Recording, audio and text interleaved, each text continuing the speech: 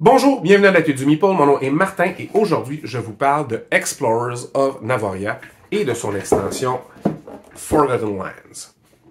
Ce qui est intéressant, c'est que c'est un jeu que j'ai vu passer sur Kickstarter, sur un WoW Gameforge, je sais plus. Il avait l'air intéressant. J'ai hésité, je le trouvais cher aussi.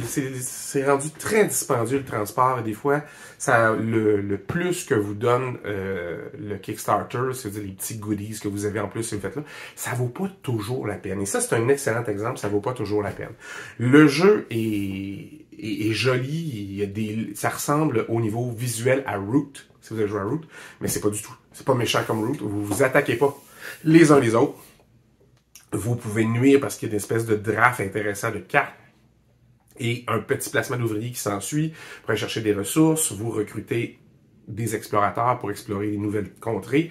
Alors, c'est très bucolique, c'est très joli, c'est très coloré, mais c'est surtout beaucoup de matériel. Alors, on va essayer de rentrer ça tout dans la même boîte. Alors, Explorer Navaria, on regarde ça maintenant.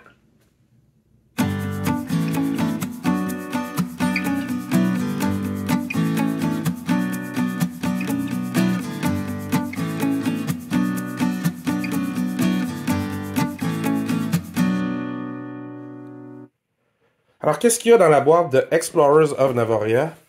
Alors, vous avez, j'ai mis évidemment le livre de règles et le livre de règles de l'extension. Vous avez un magnifique sac avec les jetons actions que vous allez sortir. Alors, vous en pigez deux et ça va vous permettre d'acheter soit une carte verte, soit une carte bleue. C'est aussi simple que ça. Que vous allez ajouter, vous allez jouer en temps normal. Une game, vous allez ramasser 12 cartes. 13 si vous avez l'extension, puis que ici, mettons, ça c'est de l'extension, puis que vous avez pris une tuile de départ qui vous en donne une. Alors, c'est à peu près comme ça. Vous avez des petits trucs qui changent les points à la fin des pistes sur le plateau de jeu. Vous avez aussi des petits objectifs de game à atteindre en fonction de qu'est-ce qui va donner des points. Vous avez un gros paquet de cartes ici. Vous avez maintenant 5 couleurs, les blancs, les noirs, les gris, pas les gris, les verts, les mauves et les jaunes. Jaune ici. Vous avez, ça vient avec l'extension pour rajouter des choses au bout des pistes. Vous avez les ressources.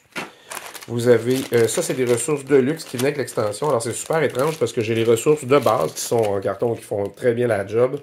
Puis j'ai des ressources de luxe pour celles-là qui viennent avec l'extension. Puis ça c'est des 3. Au début je me disais ils ont mis les 2 mais pas du tout. Fait que je suis obligé d'avoir des grosses ressources. Il va falloir que j'en tienne compte dans mon design. Et vous avez aussi des trucs pour le solo. Alors, c'est quand même intéressant. Fait que vous avez deux petits trucs qui viennent, deux petits plateaux qu'on rajoute sur le plateau de base pour l'extension. Vous avez votre plateau personnel qui a un petit renforcement ici, comme ça, là, ici. Fait que vos petites maisons vont tenir là. Ben, tenir, c'est un grand mot, là. C'est pas du double layer, c'est un petit recess de rien, là. Puis vous avez un super plateau de jeu.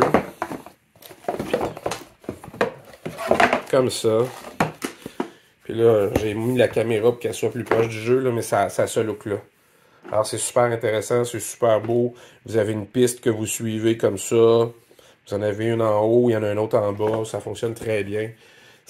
Mais va falloir... Je pense que, tu sais, le base, c'est... Ça, c'est là, dans le fond.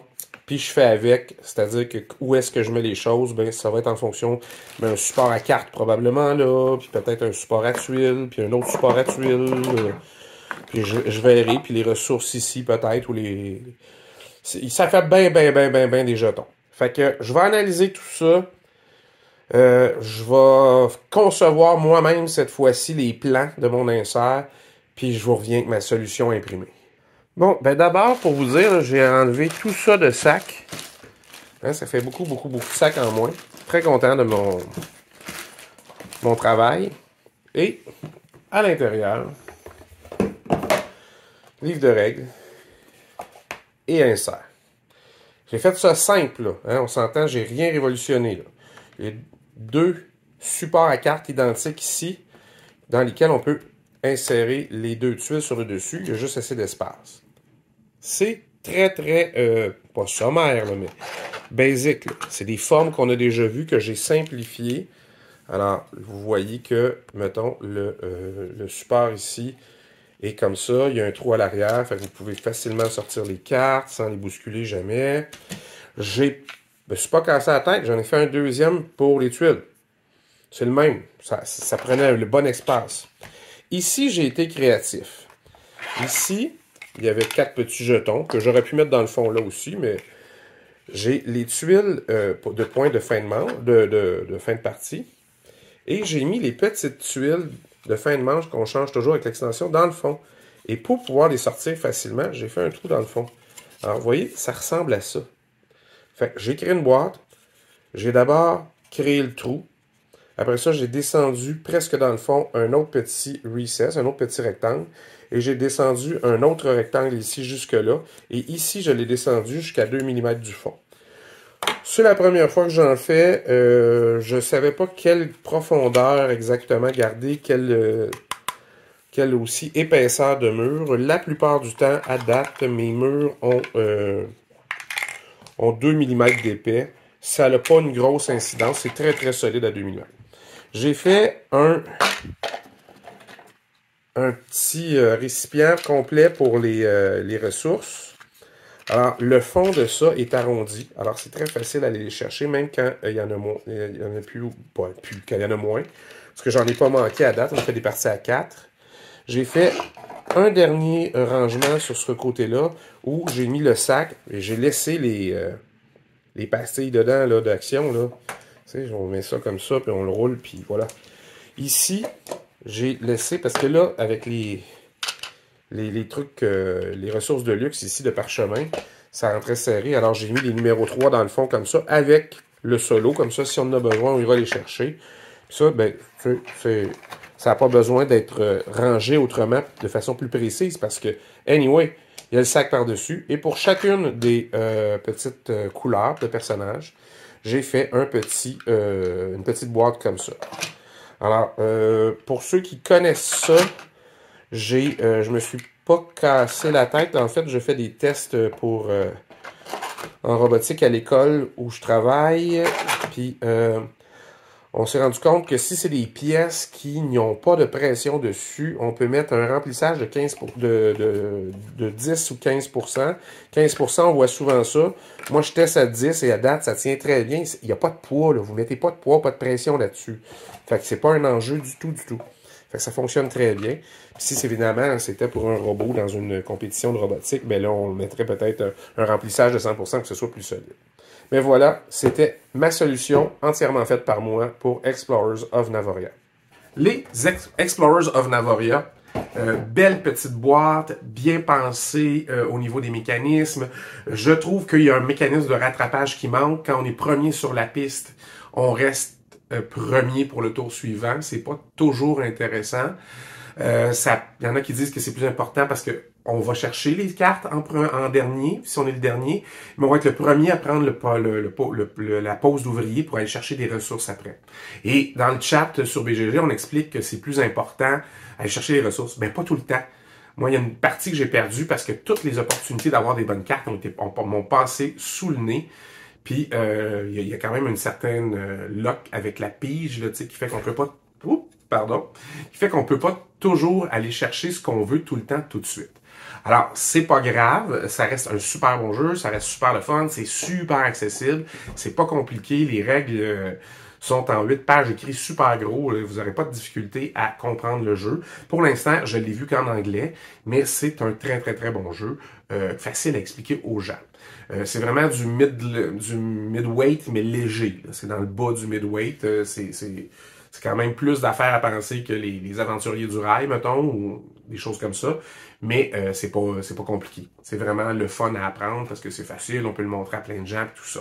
Alors, je suis aussi très très fier parce que c'est mon premier design que j'ai fait au complet. J'ai fait les plans 3D avant de les envoyer sur l'imprimante 3D plutôt que de prendre des affaires qui existaient déjà. J'ai vraiment fait quelque chose qui est complètement sorti de mon cerveau. Et ça procède de la même logique que l'origami. Alors, si vous avez commencé à en faire en origami, le logiciel, j'ai pris Tinkercad, c'est l'affaire la plus facile. Vous droppez un bloc, vous lui donnez les dimensions que vous voulez, puis vous prenez un bloc transparent, si vous voulez, puis vous donnez des dimensions juste un peu plus petites, puis vous le poussez dedans et ça le creuse. Si vous jouez avec les angles, ça arrondit les coins, fait que ça va faire des trucs que vous pouvez remonter. C'est comme sculpter, finalement. C'est pareil comme sculpter. On crée une boîte, puis on imagine son espace négatif, puis c'est comme si on l'enlevait. Fait que c'est pas très difficile à apprendre. J'ai été surpris, je m'en suis assez bien sorti pour une première fois. Et le logiciel que j'ai pris, je vous dis, Tinkercad, c'est l'affaire la plus facile, c'est gratuit, c'est en ligne, ça fonctionne très bien pour des premiers essais. En tout cas, on peut faire mieux. Là. Je sais qu'il y a Onshape aussi qui peut être très intéressant dans le design, mais qui peut être beaucoup, beaucoup plus précis aussi. Fait que, à date, j'ai aimé ça. Je vais en refaire, c'est sûr. J'ai eu trop de fun à le faire. Alors, j'espère que vous avez aimé ça. Si vous avez des questions, gênez-vous pas. Moi, je vais déposer ce design-là sur Thingiverse probablement pour qu'il soit disponible pour tout le monde. Alors, si vous avez aimé ce que j'ai fait, vous pourrez le downloader et l'imprimer vous-même. Allez-y, faites-vous plaisir. C'est un essai, puis je suis bien content, puis je veux pas me mettre à vendre ces affaires-là. Là. Enfin, le plein est disponible, vous trouverez une imprimante 3D ou quelqu'un qui en a une. Moi, je fais pas de production. J'ai juste inventé ce design-là. Il y en a d'autres qui existent déjà. Ils ne me satisfaisaient pas à 100%. Alors, je vous encourage à peut-être aller voir ça. Nous, on se revoit la prochaine fois. En attendant, amusez-vous. N'hésitez pas à écrire des commentaires. Ça me fait plaisir d'y répondre. On se revoit la prochaine fois.